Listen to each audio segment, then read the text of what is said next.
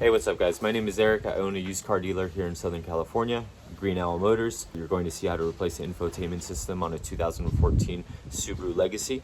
And then if you're into a day in the life of a dealer type stuff, make sure you guys subscribe. I'm always getting into something new. But in this video, it'll be super simple. Follow it all the way through and you'll be able to replace your infotainment system very easily. And I'll even go a step further on how to swap the screen from one unit to another if you need it. So I needed it, so this video is super in-depth, super easy to follow, and if you have a screwdriver, a pick, and that's it, you'll be good. How to replace the head unit on this car. You're going to need a plastic pry tool similar to this, or something like this. You can buy them on Amazon. They're just called pry tools. So what you're going to do right here is you're going to start prying up on the corners, and then this plastic panel will come off. All right, so next step after you've pried, I started here on each corner and popped it off and then got it on the corner, and then this entire thing just popped. So you're just going to pull this here.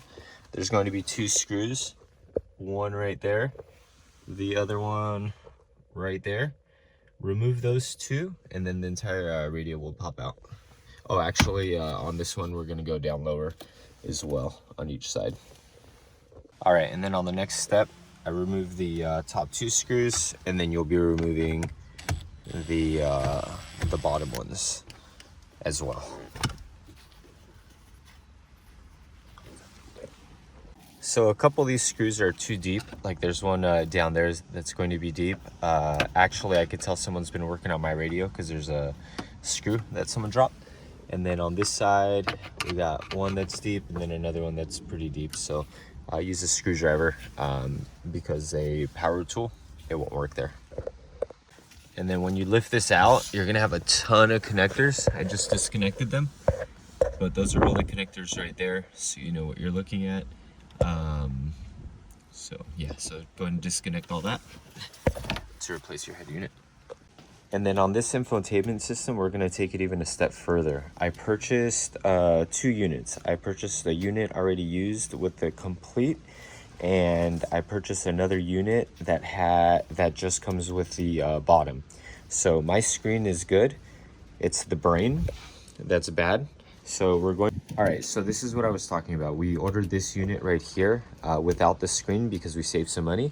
And we're going to try to swap our screen here, get away with it. If everything plugs in and we can figure it out, then we saved ourselves at least like 250 bucks. And then next you're gonna look for the mounting screws. So there's a mounting screw right here I'll be removing. This is connected right there, so we'll be removing that, and then the same thing on the other side.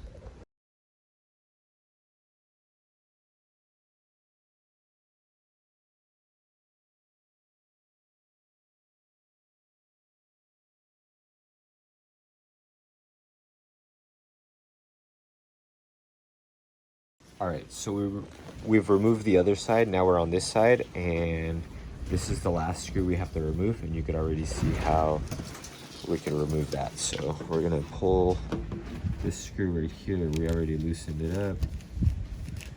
Let's get that out of here, and then we'll remove this. And there we go, guys. So we removed that, and we're going to replace it onto that other radio. All right. And now that we have it removed and transferred over here, what we're missing is the actual harness itself, which is this. So we're gonna open up this radio right here, remove this harness, unplug it from the other side, transfer that over to this radio so that we can plug it in on the back side right there, which is this exact connector. And then I was kind of disappointed because I have a nice bezel here on my screen, but then I realized that there's 2 screws. I don't like the bezel on this one. It's kind of scratched up. Oh, you know what? But that's the buttons. Maybe I can even pop the buttons off. But essentially, I have a really nice clean bezel. You can remove it, so I'm gonna pop this off and put it onto the new radio.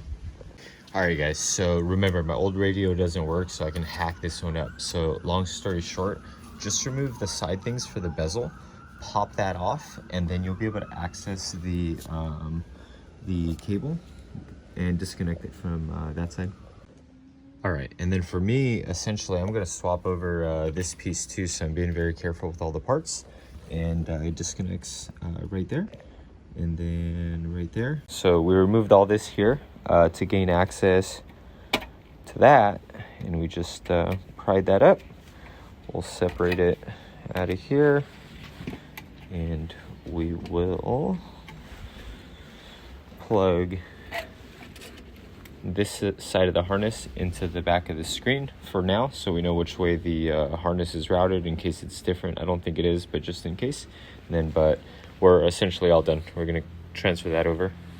All right, guys, so we clipped in the wiring harness. Sorry I didn't get this angle. I think I have a vertical and not a horizontal clip, but it is what it is.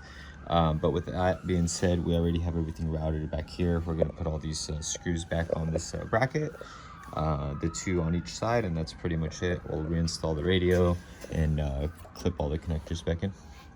All right, and then this radio right here, before they sent it out, they just snipped the harness. They left all the connectors in, but I want to talk about it because it worked out perfect. This connector right here and that one are interchangeable, but one's on one wiring harness. It's like attached.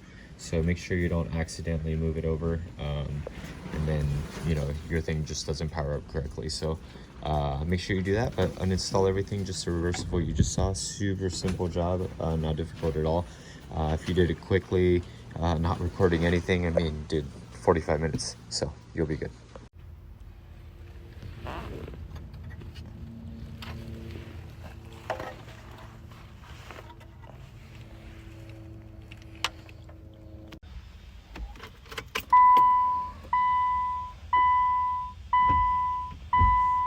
I guess my windshield wipers work too.